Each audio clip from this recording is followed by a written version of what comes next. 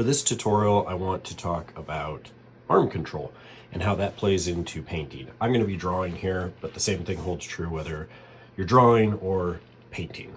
And that is to think about your arm in three key joint areas: your shoulder, your elbow, and your wrist.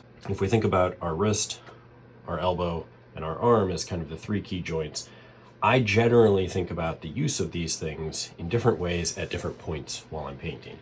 So in the early stages, certainly when I'm drawing, if I want to be more gestural, when I'm painting large washes and those sorts of things, I'm really not using my wrist at all. Most of the time the wrist is locked and I'm using the upper part of my arm. That lets you get kind of big arcs. You're much better at drawing straight lines if you isolate and just use your shoulder.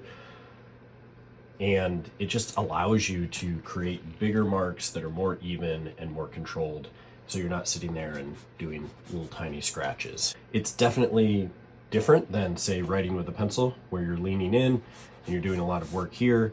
I do that later in the painting, and I'll talk about that in a second, but at the early stages, any kind of drawing that I'm doing, and most of the big washes, anytime I'd be using a larger brush or something like that, it's going to be big strokes that are happening, even definitely isolating the wrist, but even isolating the elbow as well.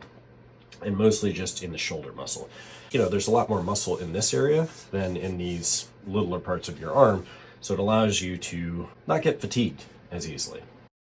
As we move closer into the painting and we want to start putting in a little bit more detail, that's where I start using more of my elbow, right? And so I'll often think in terms of this elbow can do a nice job sort of pivoting like this. It doesn't do as great this way.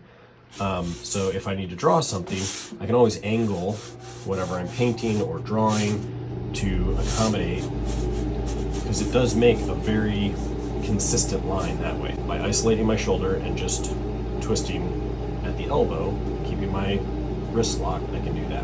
Then as we get in closer and we want to do more details, that's where the wrist comes in. So my shoulder and my elbow are isolated at this point, and now I'm having a little bit more control. You'll note that the marks that I can make are a lot smaller because there's just not as much range of motion here as there is here. It's certainly not here. You may find that over time, as you get used to using these bigger joints in your arm, you'll find that you can actually get decent control. Like you can see that I'm actually isolating my wrist at this point and doing fairly controlled marks, just using my shoulder. And just try practicing drawing a horizon line using just your shoulder, or try drawing it using just your elbow, and you're going to find that it's much harder to draw a straight line that way. And then try drawing a horizon line using just your wrist, and you'll see that there's just a different range of motion.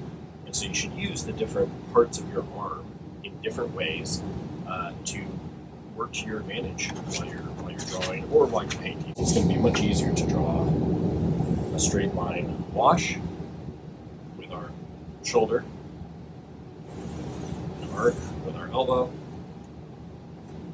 and if we isolate to just our wrist, yes, we can get more control, but we have a lot less range of motion in terms of what we can do. Earlier on in the painting, as you get closer to some of the final details,